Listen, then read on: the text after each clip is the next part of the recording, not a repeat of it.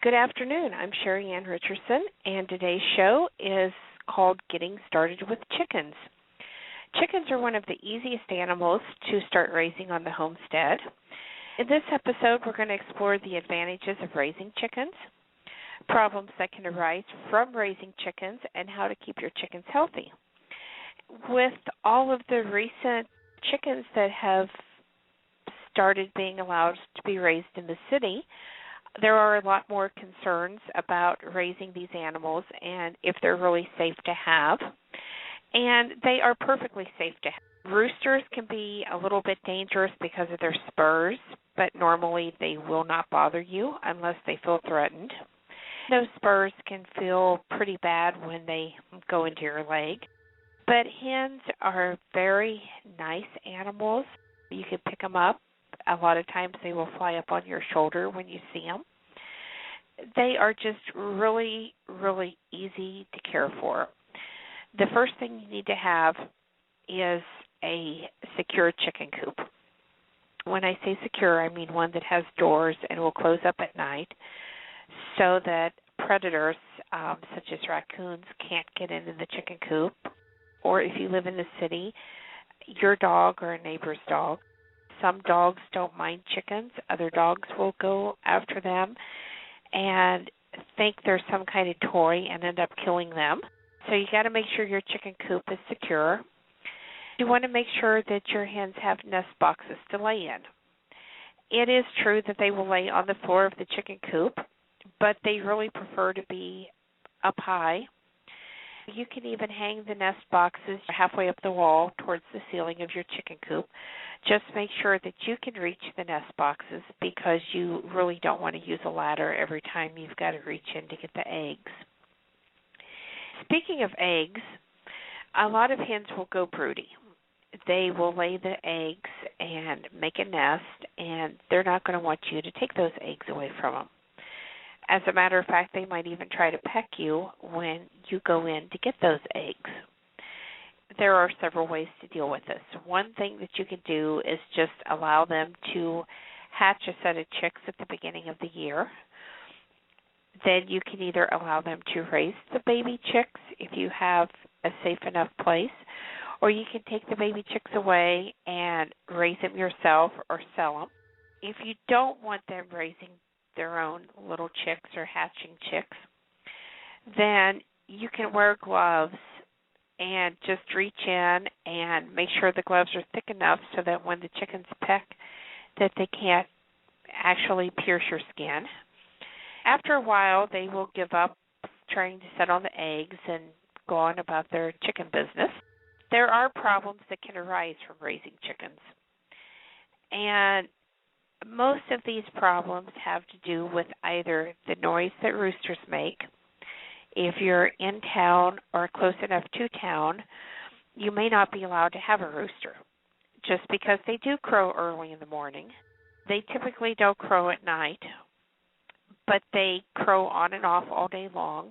So there may be regulations that prohibit you from having an animal that makes a lot of noise like that. As I said earlier, roosters do have spurs on their legs. I have heard of some people cutting the spurs off. I have never done that because I feel like they need to have that to protect themselves and their hens.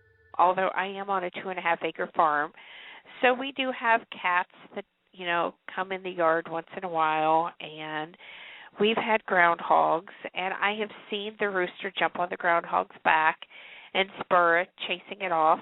Of course, we have coons, and they're one of the biggest problems that you're going to have if you're in an area where they are, because if you don't lock your chicken coop up, because they have fingers, they can open up a door, and they can go in the chicken coop. They can dig and go under the chicken coop if you have a dirt floor in your chicken coop. And coons will kill your chickens.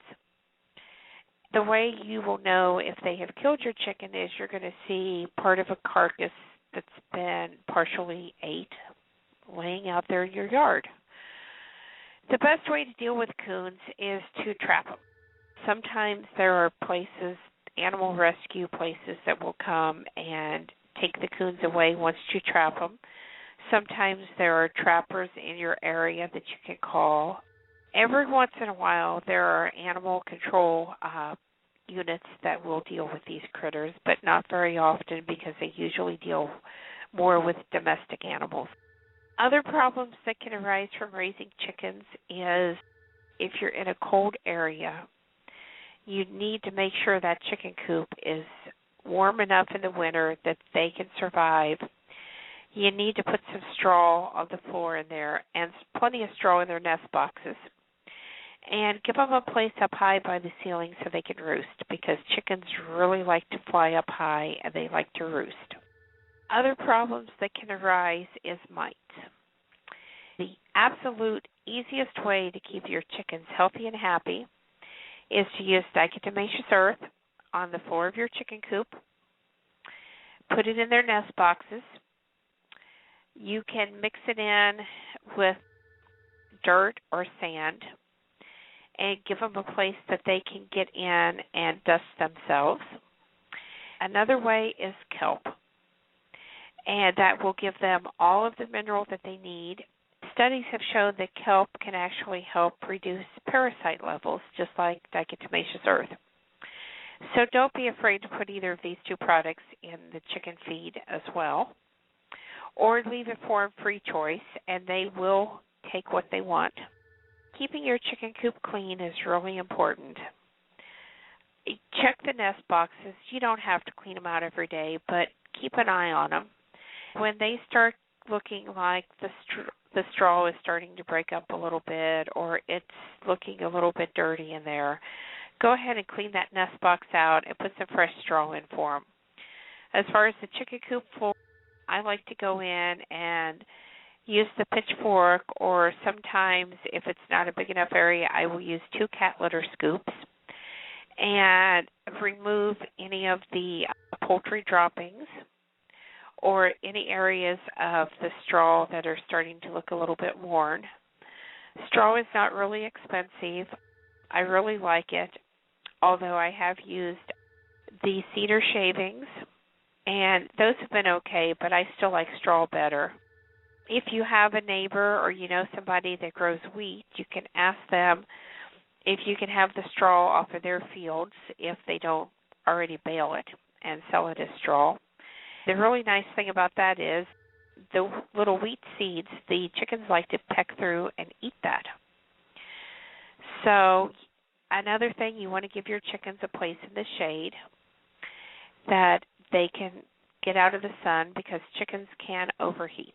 If you have any questions, our guest call-in line is 626-657-2122. We do welcome questions from anybody out there in the listening audience today. I think just basically if you keep your chickens clean, give them a place where they can go eat grass and bugs, because chickens really need to eat fresh grass, and they are so great at keeping your homestead free of mosquitoes, free of Japanese beetles. They'll eat them. Not only do they eat the grubs, but they'll eat the actual beetles once they have. They eat ants. They eat almost anything that moves. You need to make sure that you give your chickens fresh water, but not cold water. A good thing to do is to fill up several gallon jugs, depending on how many chickens you have, and let those gallon jugs set overnight so they're at room temperature. And room temperature water is ideal for chickens. As I said earlier, chickens will overheat and they will die. Chickens do not have lungs the way most animals do, so it is really easy for this to happen. If it is real hot, it's even a good idea to have a shaded area outside, maybe coming off of one side of your chicken coop, so you can stop your chickens from being able to go out into the sunnier areas of the yard. Be sure to give your chickens lots of fresh scraps of vegetables and fruits. They love fruit. Oranges, watermelons, the ends off of green beans, pieces of corn on the cob that you have left over. All of these things are really good supplements to add to the chicken's diet. Little pieces of bread are okay. Sometimes if you live in an area with a day-old bread store, you can go and get the bread and freeze it and take just a little bit out at a time to give to your chickens as a treat. Another thing that a lot of people don't do, but it is possible to do, chickens are easy to train. You can train them to do tricks.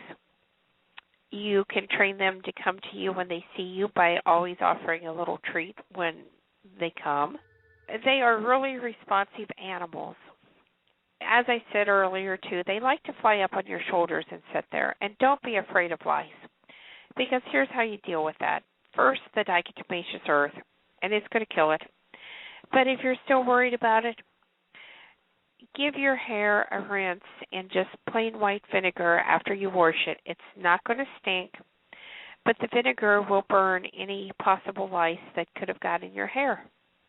And it's going to solve the problem. Another thing, if you like to bring your chickens in the house, and some people do, believe it or not, you can make a chicken diaper. You're going to have to go online to look up the pattern for that. But you can literally put a diaper on your chicken, and it can follow you around inside just like a dog if you want.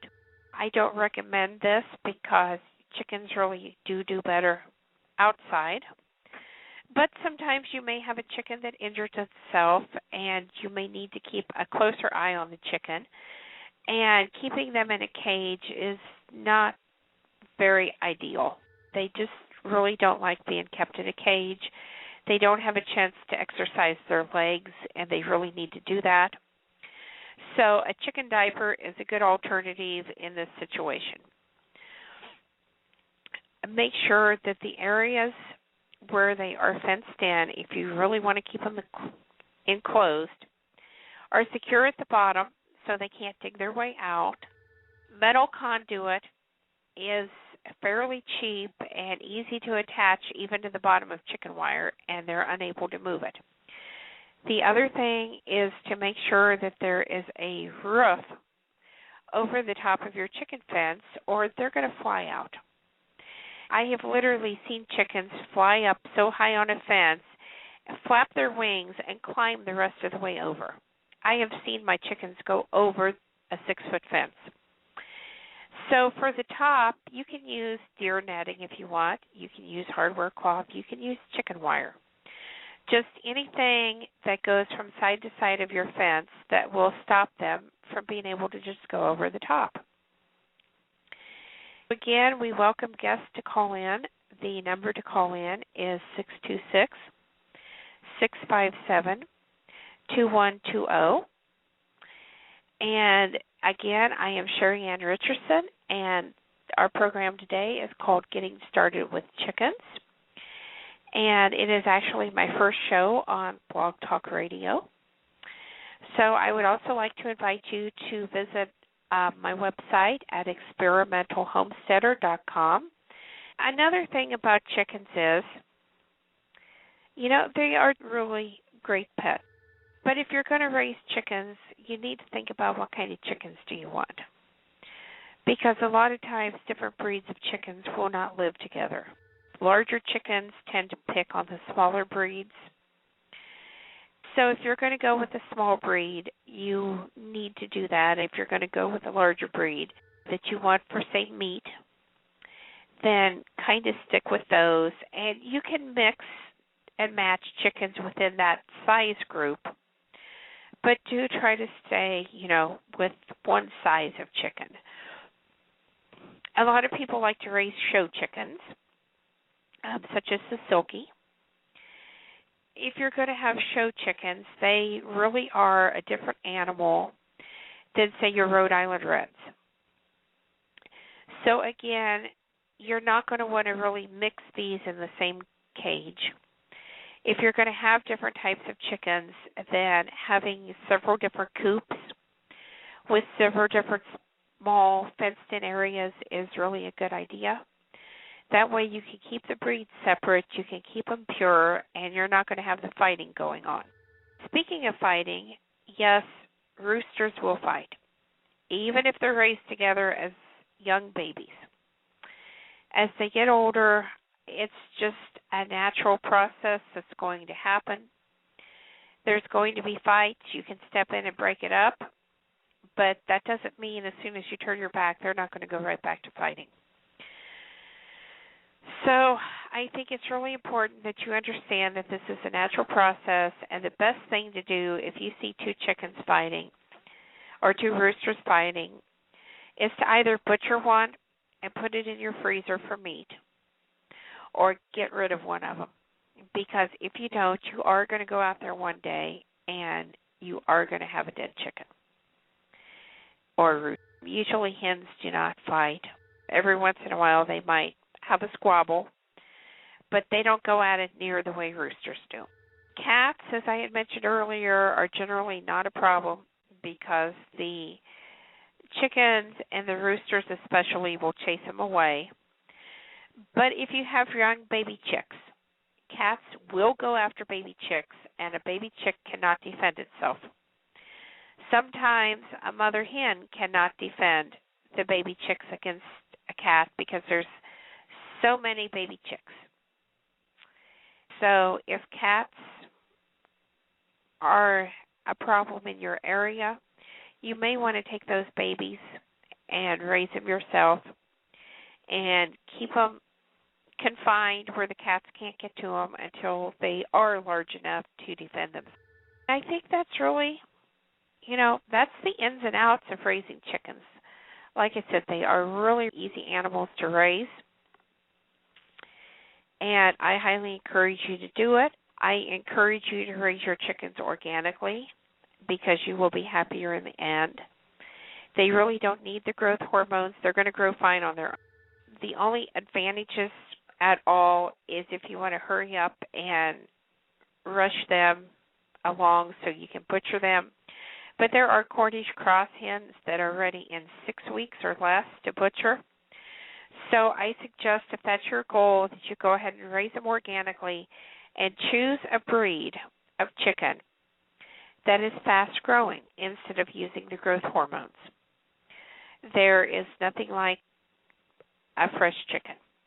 You just, until you've raised your own and butchered it yourself and ate it, it doesn't taste anything like that store-bought chicken, let me tell you.